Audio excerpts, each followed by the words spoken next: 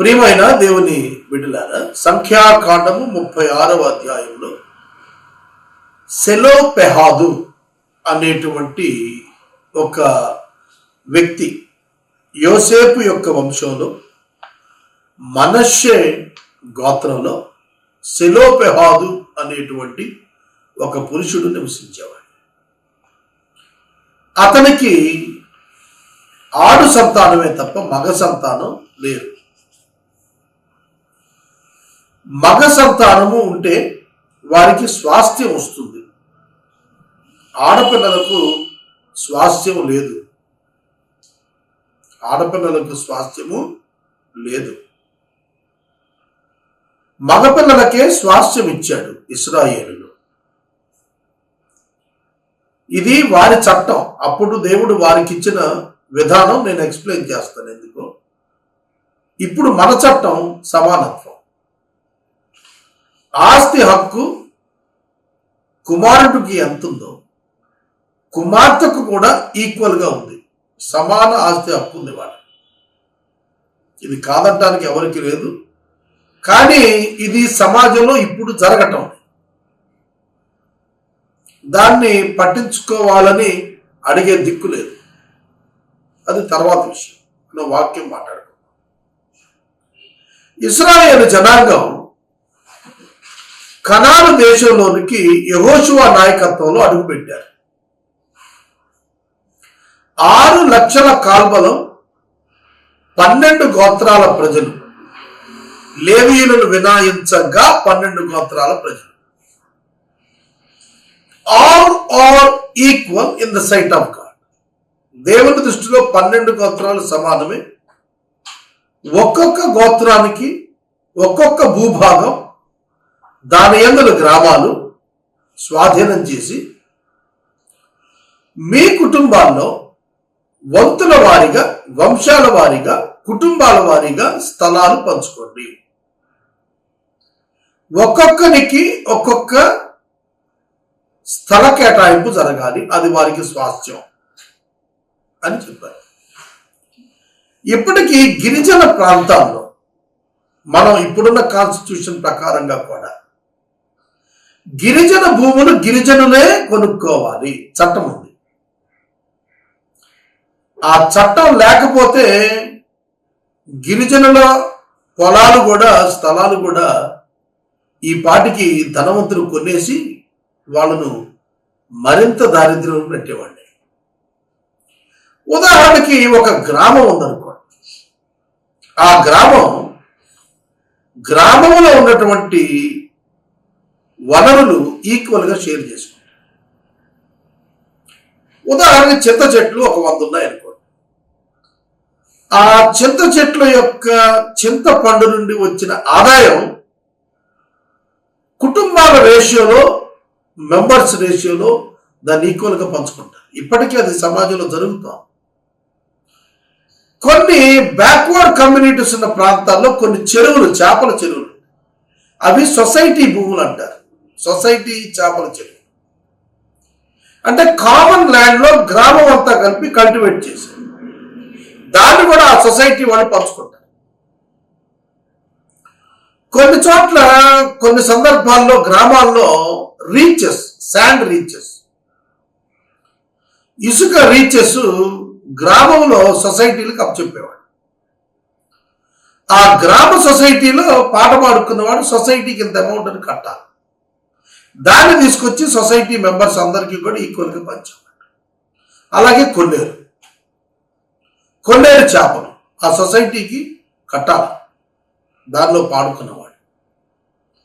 ఇది ఈ సిస్టమ్ అంతా ఎక్కడి నుంచి వచ్చింది అనుకుంటున్నారు? అలనాడు ధర్మశాస్త్రంలోనే వ్రాసింది, మోషే కాలం. కాబట్టి 12 గోత్రాల వారు స్వాస్థ్యాలు పంచుకున్నప్పుడు ఏ గోత్రానికి ఆ గోత్రానికే ఆ స్వాస్థ్యం చెందుతుంది. అందుకే ఆడపిల్లలకు ఆస్తి హక్కు ఇవ్వాల. ఆ రోజున ఒక్కవేళ ఇచ్చి ఉంటే వాళ్ళు వేరొక గోత్రికుని చేసుకుంటే ఈ యొక్క గోత్రములో నుండి స్వాస్థ్యం అవతల గోత్రానికి వెళ్ళిపోతుంది. పాయింట్ అర్థం చేసుకోండి, జాగ్రత్తగా అర్థం చేసుకోండి. యోధా గోత్రంలో ఉన్న అమ్మాయి రూబేలు గోత్రంలో ఉన్న అబ్బాయిని చేసుకుంది అనుకోండి, లేకపోతే దాను గోత్రం అబ్బాయిని, గాదు గోత్రం అబ్బాయిని, ఆషేరు గోత్రం అబ్బాయిని చేసుకుంటే ఈమెకున్నటువంటి ఈ భూస్వాస్థ్యం అవతల వాడికి వెళ్ళిపోతుంది. కాబట్టి కన్ఫ్యూజన్ వస్తుంది ల్యాండ్ డిస్ట్రిబ్యూషన్లో కన్ఫ్యూజన్ వస్తుంది. అందుకని ఏం చేశాడంటే మోషే ఆడపిల్లలకు స్వాస్థ్యపు భూభాగం ఇవ్వకుండా మగపిల్లలకు సంక్రమింపజేశాడు. కనుక భూమి ఆ స్వాస్థ్యంలోనే ఉంటుంది, ఇంకెక్కడికి పోదన్నమాట. అట్లాంటప్పుడు అట్లా న్యాయంగా ఎవరి గోత్రపు భూమి వారి కింద ఉండి వారికే చెంది వారే దాని వనరులను ఈక్వల్ గా పొందేటట్లుగా, తద్వారా ఈక్వల్ గా సొసైటీ బిల్డ్ అయ్యేటట్టుగా, ఆర్థిక అసమానతలు రాకుండా అలాంటి చర్య తీసుకున్నాడు.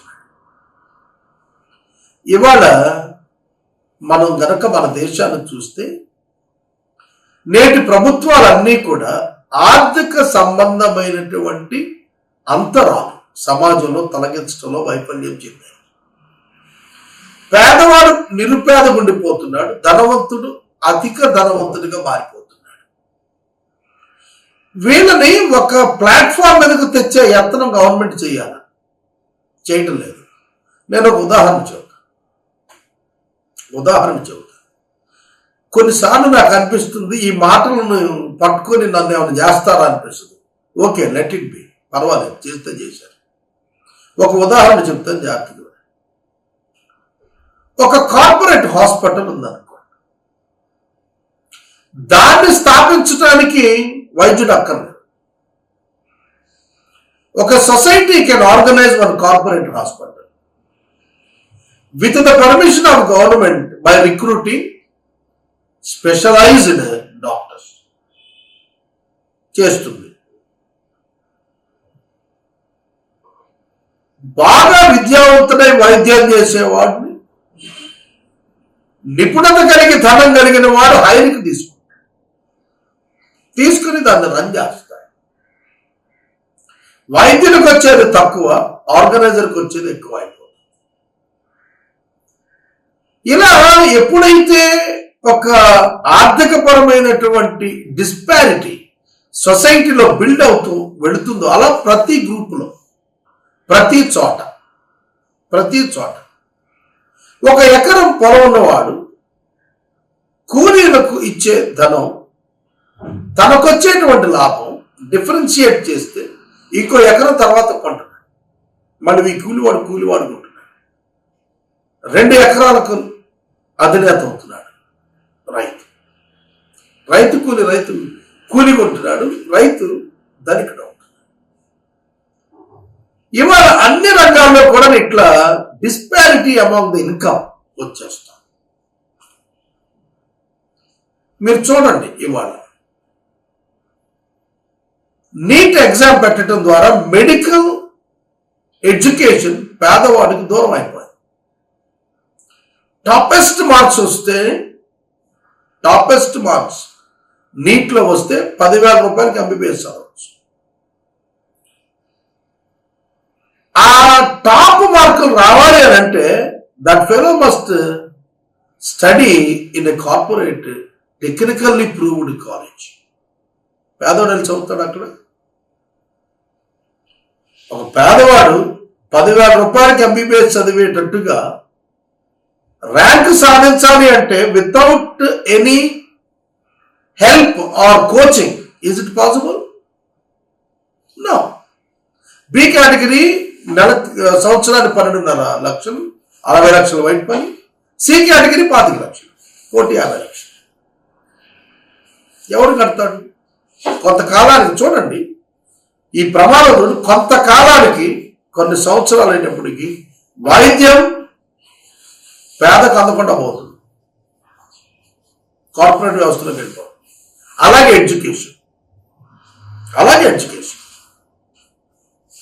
అలా ప్రతి రంగం కూడాను వ్యత్యాసం పెరిగిపోతాం. దాన్ని బ్రేక్ చేయాలి అంటే గవర్నమెంట్ హ్యాస్ టు యాక్ట్. అదే చేశాడు మోషే.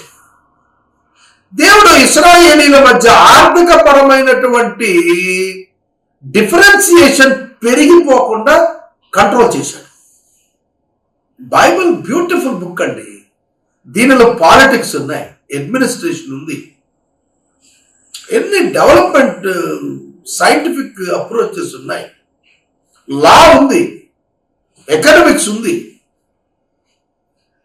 కనుక ఇందులో లేదనేది లేదు, నువ్వు తవ్వి తీసుకోవాలి అంతే, నువ్వు వెతికి పట్టుకోవాలి ఏమేం కావాలని.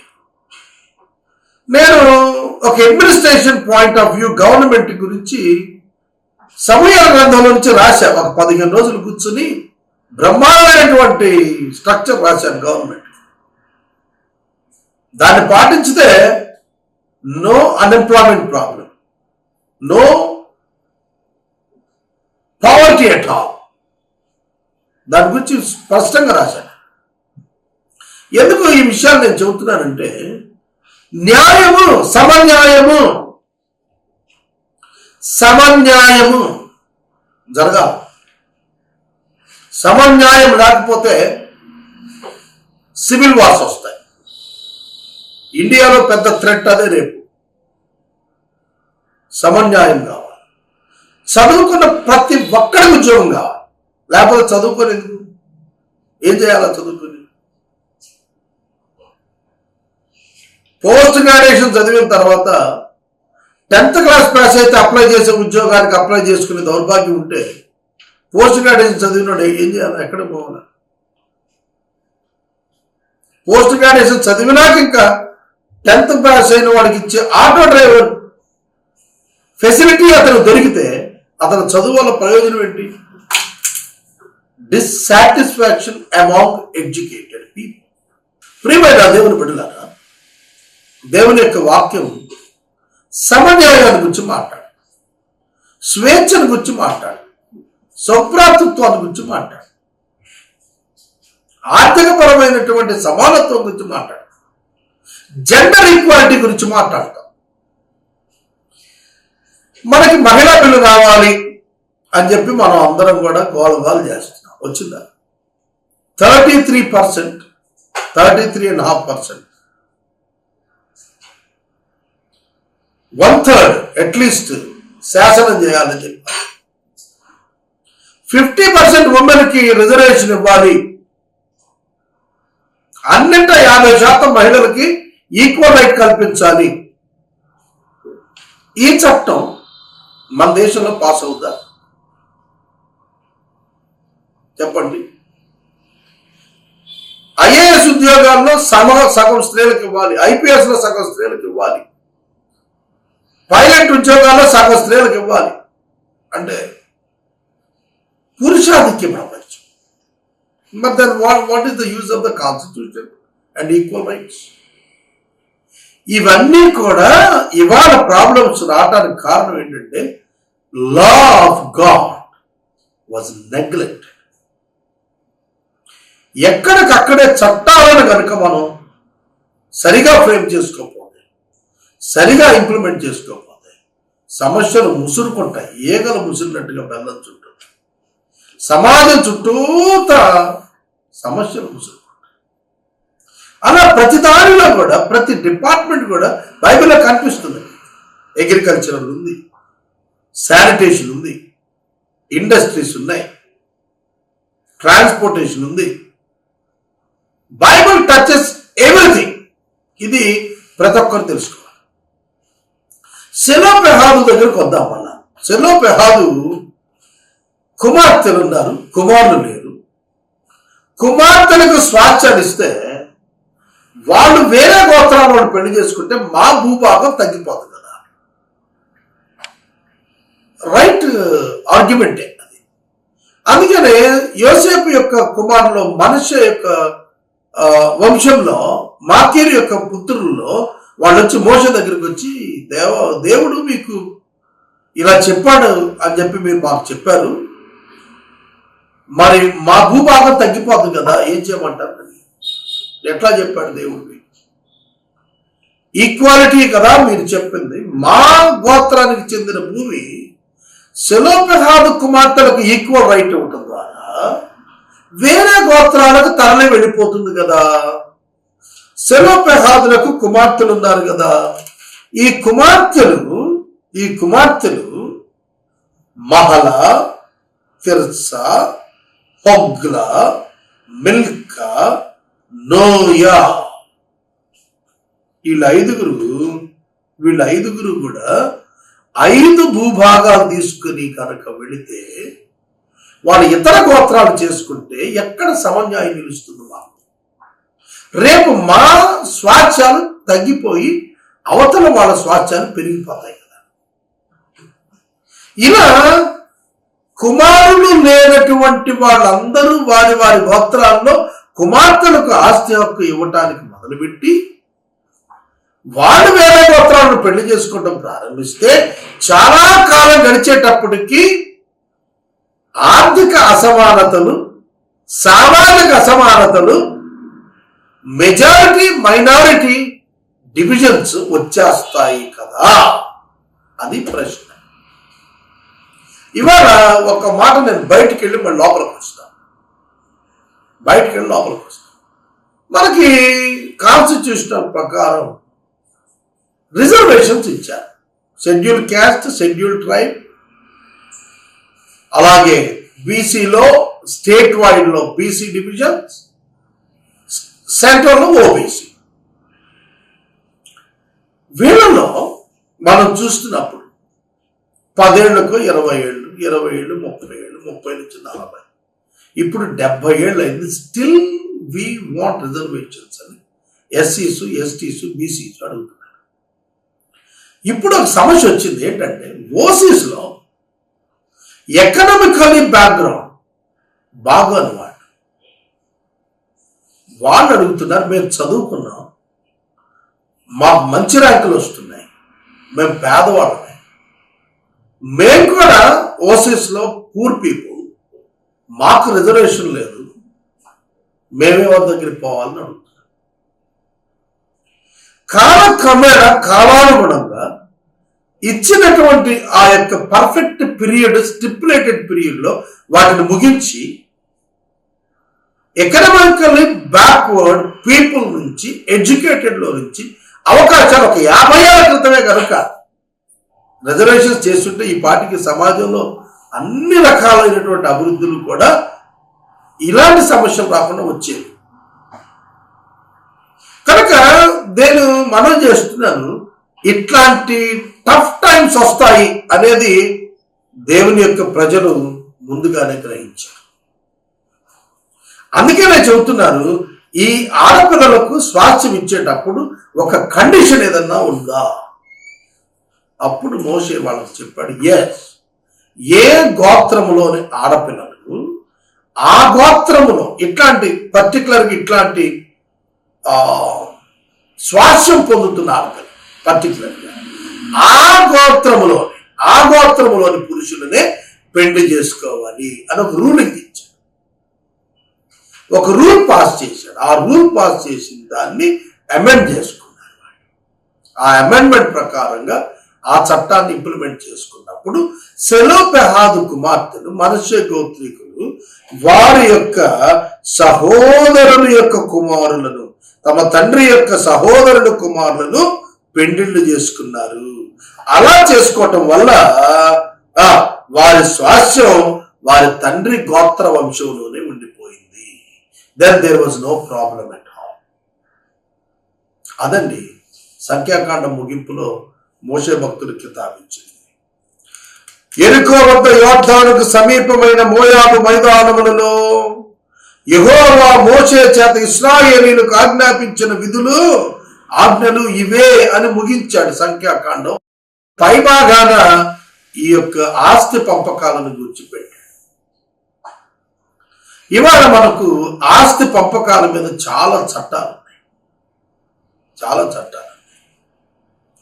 ఒక వ్యక్తి వివాహం చేసుకుని బిడ్డలను కన్నవాడు మరి యొక్క స్త్రీతో సంబంధం పెట్టుకుని బిడ్డలను కన్నప్పుడు ఈ బిడ్డలు ఆ బిడ్డలు అతని ఆస్తిని అతని మరణానంతరం ఏ విధంగా పంచుకోవాలి?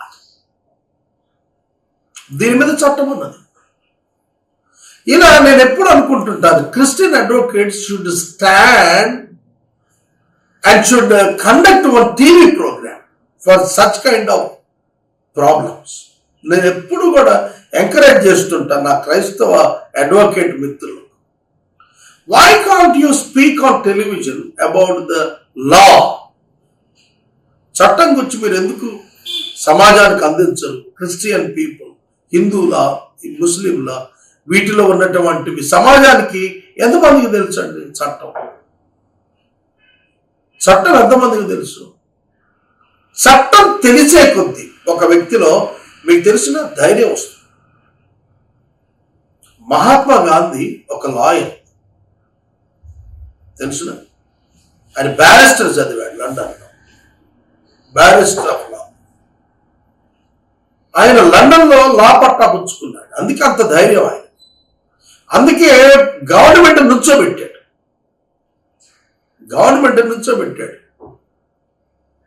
వాళ్ళ రైటింగ్స్ వేరండి, వాళ్ళ థాట్ లెవెల్ వేరు, వాళ్ళ సమాజాన్ని ప్రశ్నించేది వేరండి.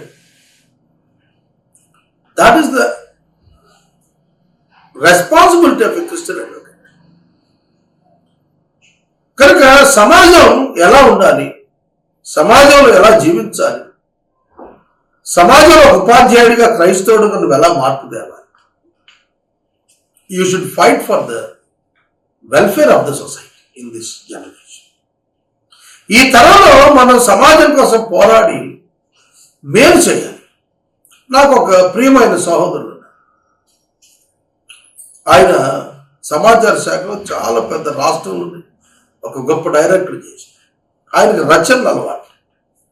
ఒక generation Christian community teaching profession నుంచి బయటకు వచ్చేటప్పటికి జరిగిన నష్టం గురించి ఆయనకు వ్యాసం రాశాడు, అద్భుతమైన వ్యాసం రాశాడు. ఇంకో జనరేషన్ కూడా ఎడ్యుకేషన్ డిపార్ట్మెంట్లో ఉండుంటే కమ్యూనిటీ యొక్క ఎడ్యుకేషన్ సిస్టమ్ బాగుండేదని చెప్పి రాసుకోవచ్చు. ఎందుకంటే ఒక క్రిస్టియన్ టీచర్గా నీ రెస్పాన్సిబిలిటీ, ఒక క్రిస్టియన్ అడ్వకేట్గా నీ రెస్పాన్సిబిలిటీ, ఒక క్రిస్టియన్ పోలీస్ ఆఫీసర్గా నీ responsibility. It's a different role in society. It's a different role. If a police officer stands in the society as a real Christian, he can show the great difference in the society and the department. ఒక వైద్యుడు నిజంగా నిలబడితే, ఒక industrialist నిజంగా నిలబడితే, ఒక scientist నిజంగా నిలబడితే, God can do great things through his people in this generation. సెలోప్రహాదు దగ్గర ఏ విధంగా మాకీరు యొక్క కుమారులు వచ్చి కంప్లైంట్ ఇచ్చి నిలబడ్డారు. The complaint before Moses. They never kept quiet. Why? ఇవాళ మనం కంప్లైంట్ అయ్యాం. ఇవాళ మనం ఒక సమస్యను తీసుకొని దాన్ని తొలగించడానికి అన్నట్టు కృషి చేయం. ఇది మన దౌర్భాగ్యం. మన దేశం ఎవరు పట్టించుకుంటారండి అంట. ఎవరు పట్టించుకోవటం ఏంటండి? కొందరు ఏమంటారంటే దేవుడే చూసుకుంటాడండి, మనకెందుకు? నేనేం మిమ్మల్ని రాజకీయాల్లో రమ్మంటలేదు, లేదంటే మిమ్మల్ని రోడ్డు ఎక్కేసేసి అనట్లేదు. మీ జీవిత వృత్తి విధానం మానుకోండి, డిసిప్లిన్ బాగొట్టుకున్నట్లేదు. You at least mind these things, at least in your life. నీ జీవితంలో కనీసం వీటిని మైండ్ చేయి. ఒక Christian employee you should show the difference. ఒక క్రిస్టియన్ బిలీవర్గా you should show the difference. ఆ కట్నాలు మానేయండి, ఆ లంచాలు మానేయండి, ఆ దోపిడీలు మానేయండి. ఎవరైతే అట్లాంటి వాటిలో ఉన్నారో వాళ్ళకి చెప్పండి, ఉందని చెప్పండి. You should make our country proud. కనుక ఆ రోజున దేశం బాగుపడిందంటే, ఇజ్రాయెల్ దేశం శానిటేషన్ బాగుందంటే, లా అండ్ ఆర్డర్ బాగుంది అని అంటే, మీరు తీయండి, హిస్టరీ తీయండి, ఇజ్రాయెల్ కంట్రీలో రేప్స్ ఉన్నాయేమో చూడండి, ప్రార్థన చేస్తాం. God is the real judge and the people of God must love the justice.